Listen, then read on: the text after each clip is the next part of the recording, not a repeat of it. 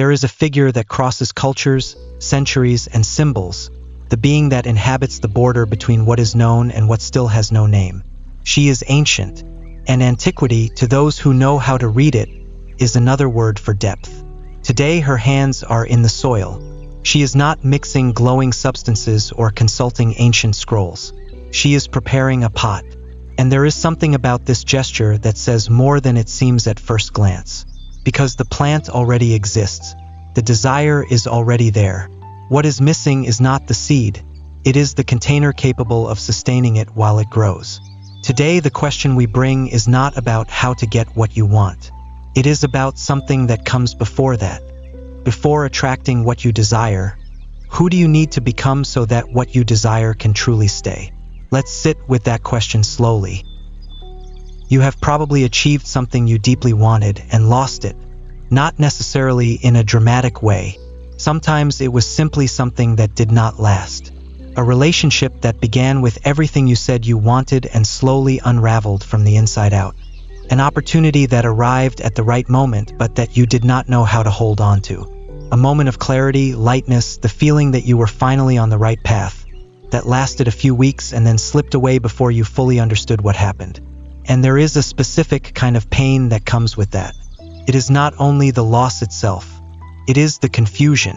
The feeling that you did everything right. Desired it strongly, worked for it, reached it, and still it did not stay. As if the problem was not the achievement itself, but something in your capacity to sustain it. Or perhaps it is the opposite. Maybe you still have not achieved what you want. And the question that keeps circling in your mind is this: what is missing? You have already tried in many ways. You adjusted your approach. You believed harder, planned better, worked more. And still there is a distance between where you are and where you want to be that never seems to close. Both experiences, achieving and losing, and not achieving yet, share something in common that is rarely examined. Perhaps the issue is neither effort nor luck. Perhaps it is the container. There is a very common conversation about attraction, manifestation, and achievement. It speaks about clarity of intention, vibration, aligning thoughts and actions with what you desire. And there is something true in that. Clarity matters, intention matters, the direction in which you aim your energy matters. But that conversation almost always begins and ends externally. On the what, rarely on the who. And there is a question it usually skips. A question that is more uncomfortable and therefore more rare. Not how do I get what I want, but am I the kind of person capable of sustaining what I want, if it arrives? There is an observation that crosses different fields of human knowledge, from psychology to Stoicism, from neuroscience to mysticism, and that can be summarized in a simple yet unsettling way. We tend not to sustain what we have not yet become. Not because of conscious self-sabotage, not because of lack of effort or merit, but because there is a deep coherence between who we are internally and what we can maintain externally. When something arrives that exceeds our current capacity to sustain it, whether it is a relationship, an opportunity, a level of health, or a way of living, there is an almost gravitational tendency to return to what is familiar. Psychologist Carl Jung observed this pattern through decades of clinical work. He drew attention to what he called the shadow, the parts of ourselves we do not recognize, integrate, or bring into awareness, leaving them operating in the dark. And what he repeatedly saw was that the unintegrated shadow tends to sabotage the very aspects of life we most desire. Not out of malice, but out of internal coherence.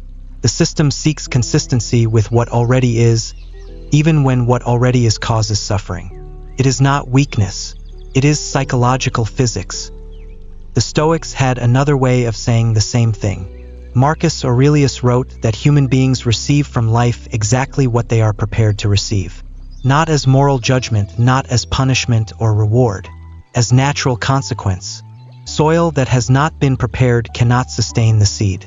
A person who has not developed the capacity to trust cannot sustain a relationship built on trust, even if it arrives.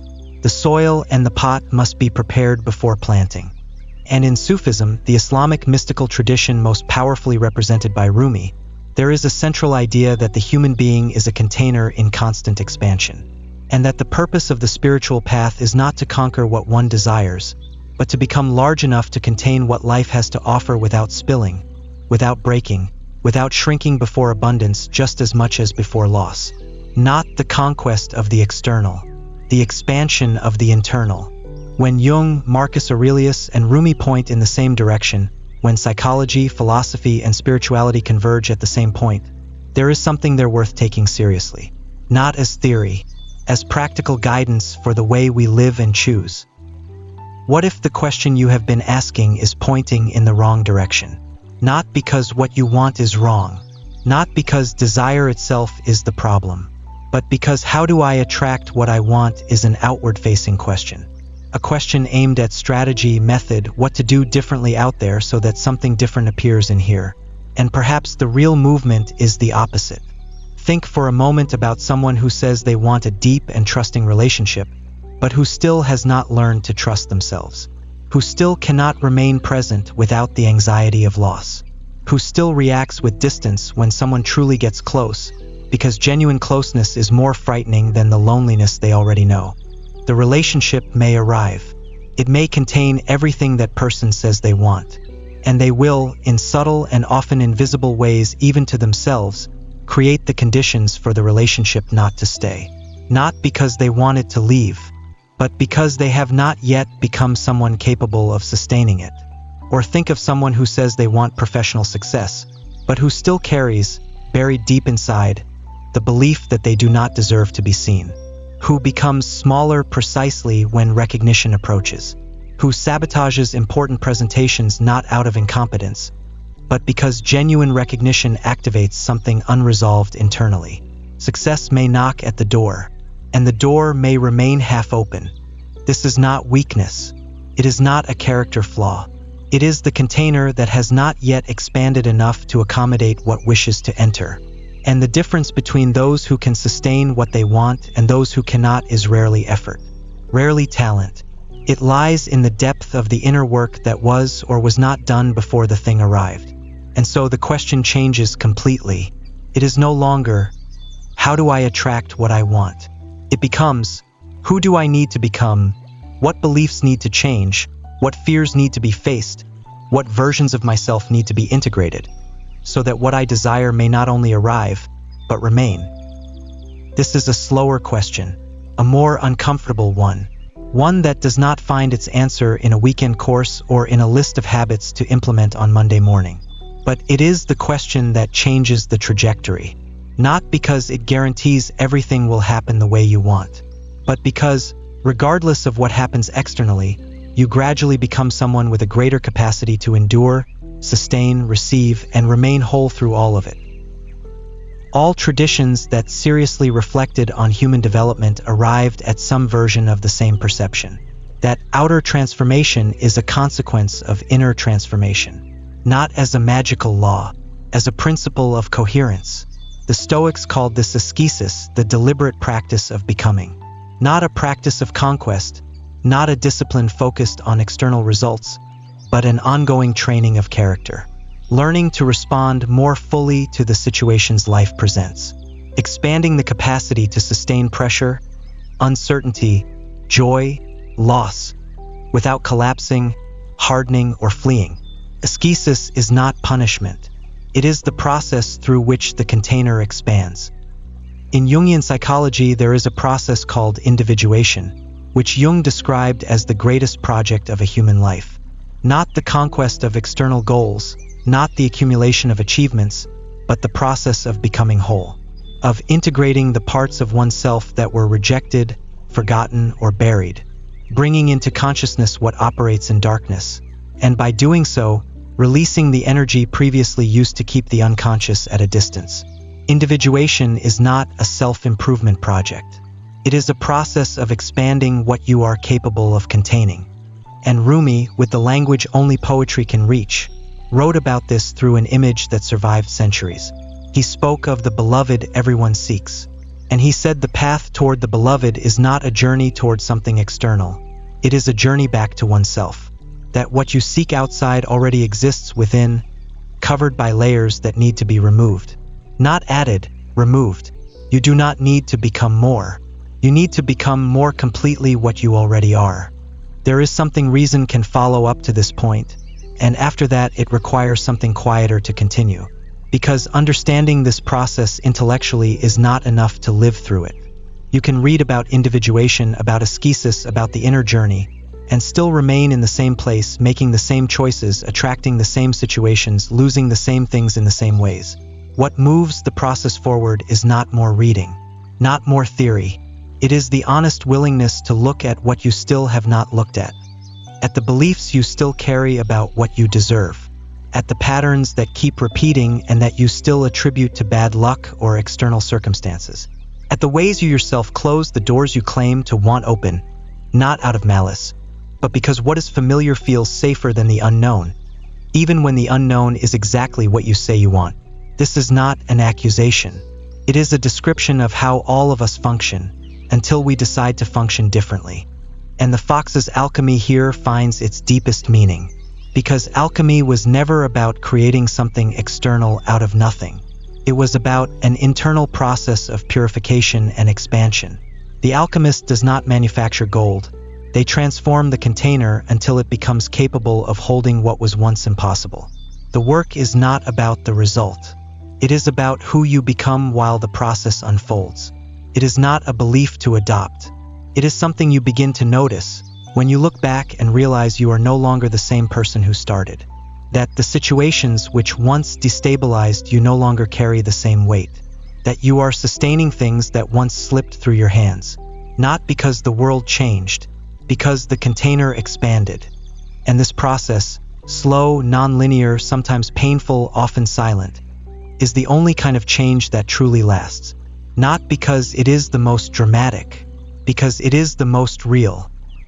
There is a part of growth that happens beneath the soil, before any visible sprout, before any external sign that something has changed. The roots expand, deepen, build the structure that will sustain everything that comes afterward. And from the outside, nothing appears to be happening. But it is happening. Maybe you are in that phase right now. Maybe the work you are doing, the difficult conversations you are having with yourself, the beliefs you are examining, the patterns you are beginning to notice is not producing visible results yet. And perhaps there is a voice telling you that you should already be further ahead, that others have already arrived, that maybe you are doing it wrong. But maybe that voice is looking in the wrong place, because root growth does not appear on the surface. It appears later when the wind comes and the plant remains standing. When drought arrives, and it survives because it reached deep enough to find water where others could not. Inner work does not reveal itself while it is happening. It reveals itself when life tests what you have built. And what you are building, when you choose to examine a pattern instead of repeating it, when you choose to feel instead of numb yourself, when you choose honesty with yourself instead of convenience, is the depth of the container. It is the capacity to sustain. This does not mean you need to be completely transformed before allowing yourself to desire, to try, to risk. Life does not wait for the pot to become perfect before beginning to plant. It means the work of becoming and the work of achieving are not sequential.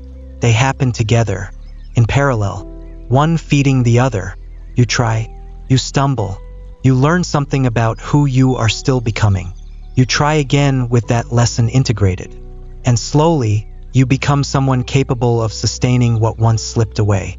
It is not a straight line. It never is. But it does have a direction. The fox at the workbench is not waiting for the plant to grow before knowing whether she did the right thing. She knows she did what was necessary, prepared the soil, created the space, placed the roots where there is enough depth.